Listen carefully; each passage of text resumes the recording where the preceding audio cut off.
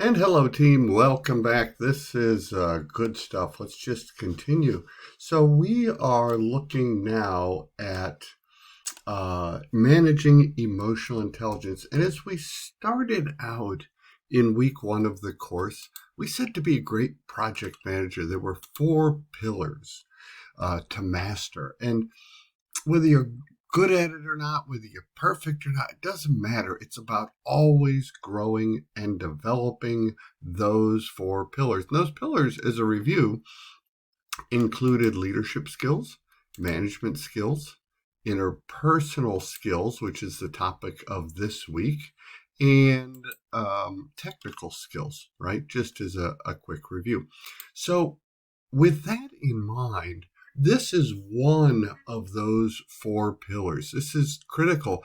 And of those four pillars, this is probably the most important because with emotional intelligence managed well, you can get a lot of people to help you with the leadership management and technical sides of it.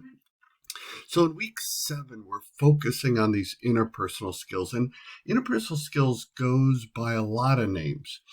Emotional intelligence, which you see in the slide here, sometimes called emotional quotient or EQ, sometimes called emotional IQ, right, as opposed to your intellectual IQ that we are commonly familiar with, and other names. Soft skills, right, is another term. But it's absolutely essential that we get this right because our jobs as project managers, they bring us to people and we have to bring people together in a common goal.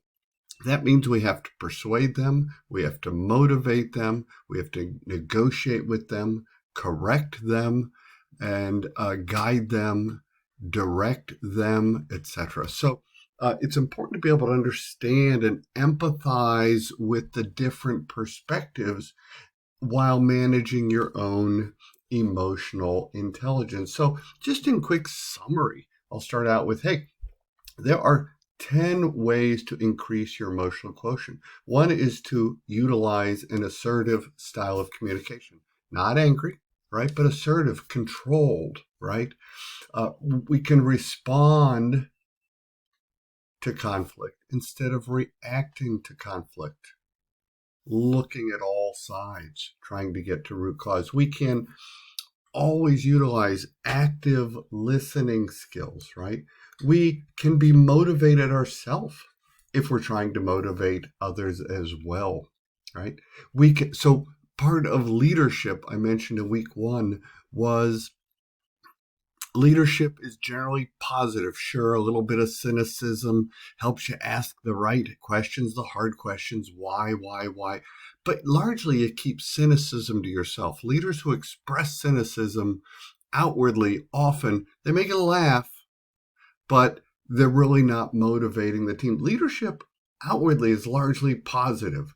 And so you have to practice positive attitudes. So, which means practicing self-awareness, right, is a common theme amongst all of these. Nobody's perfect, so we have to also be able to take feedback well, take critiques well, so that we can then understand others' perspectives and give critiques well, which means really empathizing with others, walking in their shoes. Those are just some starter ways to think about emotional intelligence. Remember, like all four pillars, emotional intelligence is a muscle that can be developed. If you say, well, I'm just not the patient type, that's something to develop that can be developed by thinking it through. So there you go. We're underway now. So with emotional intelligence, this is the ability to sense and to understand and manage and apply the information and power of our emotions. This becomes some of our greatest sources of energy, motivation, connection, and influence, right? So it's kind of an antiquated way of thinking that, hey, let's leave emotions out of it. You know what? We can't. Emotions are always present. Nothing great has ever really been accomplished. Think about your own life, right? Without the power of emotions behind it. So by suppressing the information that is being given to us by our emotions, we're actually making decisions with limited data. And so emotions are not good or bad by themselves. They are just information. That's how I'd like you to think of it, right? And it is how you manage your responses to your emotions that is the good or bad part. But emotions themselves are not good or bad. It's just information. It's how you manage our responses. So EI becomes this ability to intentionally manage our emotions so that they work for us as project managers. They work professionally and personally, and as a result, work for our team, right? It's not about being nice. It's about being authentic and meeting your own unique identified needs while helping others to identify and meet their unique needs. So it's absolutely necessary to have good emotional intelligence in order to reason well, in order to be competitive, right? Individual project team members, they also have an emotional quotient or an emotional IQ, right? And then the individual members, and then the project team as a group is going to have an emotional quotient, which you can assess. And so I think research shows that teams that attain and sustain this high performing capability also have a high emotional quotient. So according to studies that I've read, EQ is actually considered to be twice as important as IQ. We've spent our whole lives talking about IQ. Turns out EQ is twice as important as IQ, as technical experience, as education. It's more important than all those for your success as a project manager. So when you have a good EQ, you can then use your IQ to make rational choices. That would be the focus. Now, there are lots of ways to go about this. I just want you to be aware of some of them. You don't have to be masters in it, but you could pursue this for further study. Agile likes to use something called the DISC method, right? So my point is that no matter where we're at, work is going to ask us to navigate all sorts of complex interactions, right? And there's really no one size fits all way to respond to these complex interactions. So one moment might require you to stand firm with your opinions. The next moment may ask you to stay open to a colleague's ideas, right? So one situation benefits from an objective focus on the facts. The next one might call for your caring with and concern for coworkers' emotions, right? So most of us kind of get stuck in patterns. That's my warning here. This is why it's a muscle that can be matured and grown and strengthened. We get stuck in patterns of behavior that make it hard for us to choose the most effective response every time. So we rely on familiar responses, right? Habits, not because they're the best choices, but because they're what we know. And that's why people often say, well, that's who I am. Well, yes, it is, but you can develop that as well. So by developing your emotional intelligence, you reach for new responses that can take you to places that your own instincts, which are good, won't let you go naturally. And this is what I mean by growing this muscle. And so the more comfortable you grow with these responses, the more flexible, the more agile you'll become as a project manager. You're flexing and adapting to meet the needs of any situation. And so, as I mentioned, Agile likes this approach. Agile EQ allows us to navigate outside of our comfort zone so we can choose the most effective response every time, right? With the flexibility and the freedom that this agility is going to bring us, you can adapt to your circumstances and rise to meet new occasions and get the most out of every interaction. So I've posted a link about DISC. It's kind of a funny video. Yeah, and you could pause here and do continued research as well. Here is the disc video. Let me see if I can pull it. Actually, what I decided to do is put the disc video link here on the slide.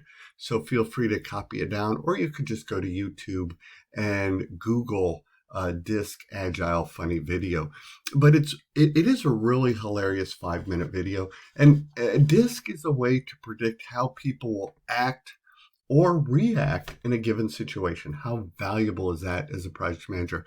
And it focuses on 4 types of people: the dominant style, the influencing type person, the steady person, or the compliant person. I think you'll really enjoy it. I highly recommend that.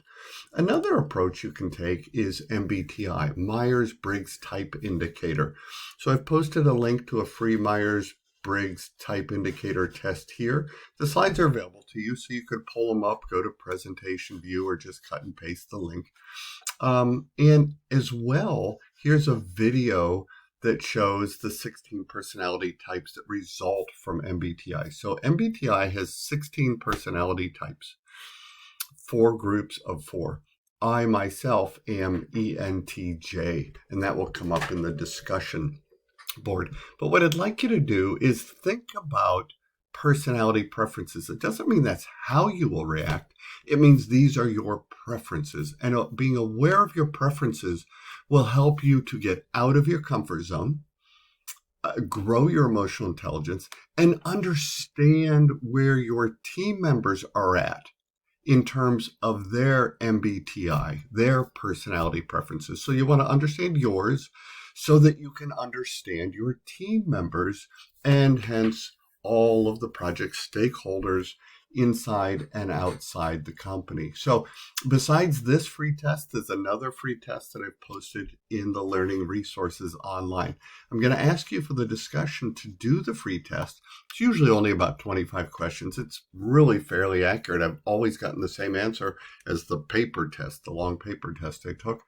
And it will tell you about your personality preferences. And we'll discuss that in the discussion board this week. Now, I want to just kind of wrap up this week with the final couple of thoughts. I'd like you to think about what are your emotional quotient strengths, right? The ability to accurately identify your emotions is important because that will also give you insight as in helping you identify the emotions of others, right? So the ability to utilize our emotions and apply them to the tasks that we're faced with as a project manager, like thinking and problem solving, right? The ability to manage the emotions is going to require us to control our own, as well as the ability to cheer up or calm down another person. When I say control your own, remember that communication is 55% nonverbals. It doesn't mean don't say it, but show your anger, right? That's not really controlling it. So it's a little more complex. We want to work through this, right? So what are your strengths? What are the strengths of your individual team members? What is the strength of your team as a whole unit, right? This is about understanding the full spectrum emotional intelligence so that we can identify, use, and understand and manage these emotions in an effective and positive way. All right, remember, a high EQ helps individuals to communicate better, to reduce anxiety and stress, to diffuse conflicts, to improve relationships, to empathize with others, and frankly, overcome life's challenges. Okay, so think of it this way in our final minute here, that needs power EQ, right? So emotional intelligence, in short, is the ability to recognize and manage our emotions and the emotions of others. We all know people who are emotionally intelligent. They're usually the ones that float effortlessly to the top of a corporate hierarchy and have an easier time managing relationships, right? So the skills involved in emotional intelligence, again, are self-awareness, self-regulation, motivation, empathy, and social skills. So we want to embrace the nuances of human emotion in the workplace, as that it can have pragmatic benefits such as better collaboration, amongst employees, etc. So think about what needs power EQ, and then what's the effect on others. That's it for this week. I will see you online.